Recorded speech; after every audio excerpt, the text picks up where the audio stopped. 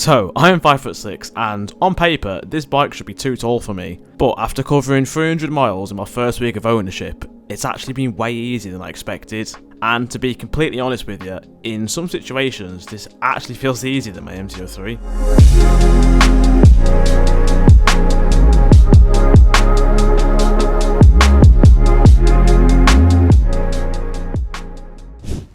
So, most people will tell you if you can't flat foot a bike, then it's not for you, and that's exactly what I thought before I rode this. But once you actually spend time on it, you realise that is not true, and we're going to break that down today.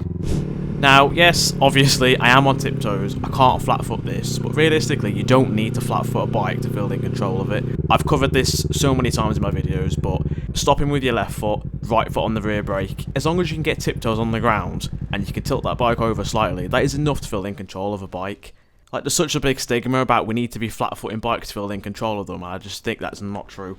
And I think personal stories from someone who actually is short and is tackling a taller bike with tiptoes just shows that this isn't true. So, now you know it's completely doable to stop and start a bike with your tiptoes, but here's what actually surprised me. So, slow speed manoeuvring on a tall bike actually feels a lot more manageable than on the MT-03 that I can flat foot. Oh, there's massive potholes here as well, so that'll be interesting we've got to try and do a tight turn and avoid the potholes. It's like a little maze. You see it there? It's huge. Like this.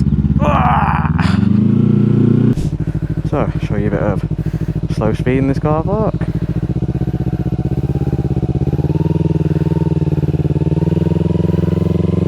Look at that.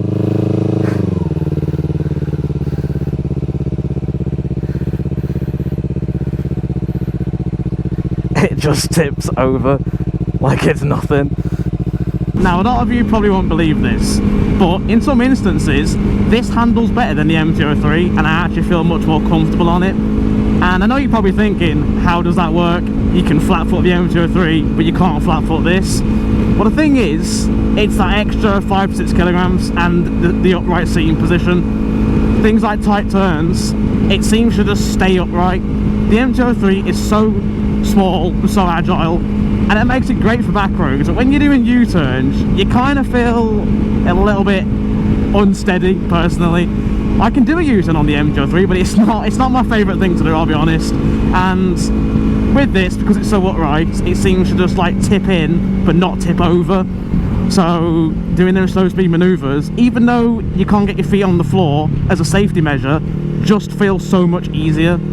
But yeah, I think the funny thing is, because I'm riding both bikes at the same time now, so I'll take the MT-03 to the gym because it's a smaller car park, so it's much easier to, you know, find a spot, and then this is the one I'll take to work and to film on.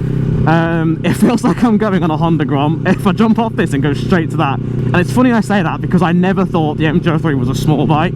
When you go straight from one to the other, it does feel cramped. I feel like I'm constantly adjusting myself backwards because I'm so used to the upright position on this. It's crazy how you can see a bike in a completely different light once you sit on a different one. But that said, obviously there are going to be moments where you do notice the height. So, for example, if I'm trying to paddle it forwards and backwards, I can only use my tiptoes, but because it is so light, you don't feel like it's going to tip over. And then obviously you've got uneven ground or slopes. But again, as long as you tip that over to the point where you can balance it on your left foot, even with tiptoes, it just feels stable enough, and that sort of eases your mind anyway. But yeah, overall, if you are around my height, this is way more manageable than people make it out to be, and I think people make this huge deal about flat footing a bike, and I myself thought that you needed to flat foot a bike, hence the reason why my first geared 125 was a cruiser. It's not about flat footing, it's about how the bike actually feels, and in this case, this bike feels amazing. Now, I will do a proper comparison with the MT-03 soon, because there are some surprising differences.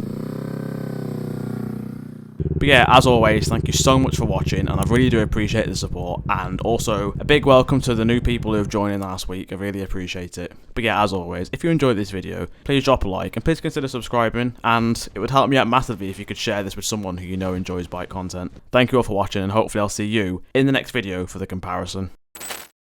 State of this road, bloody hell. Oh my god. These horses are going to be scared of me.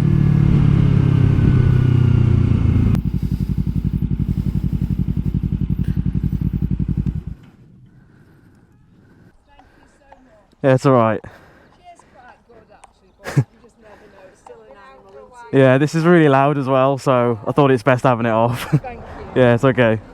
Gotta let her go past a bit, because as soon as I turn this on, this horse is gonna have a stroke. That was a terrible overtake of the cyclist. You gave him no room. I used to be a cyclist, so I try to give as much room as possible because I know how scary it feels to have something whizzing past you doing about 40. What does this road lead to? Famous last words. Oh, it's okay. I think I know where I am.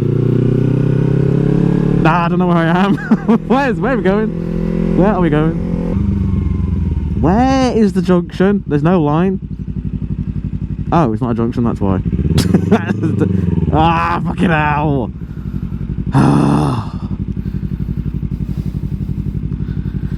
I'm gonna do something naughty then. Don't tell anyone. It's an ADV, this is the adventure.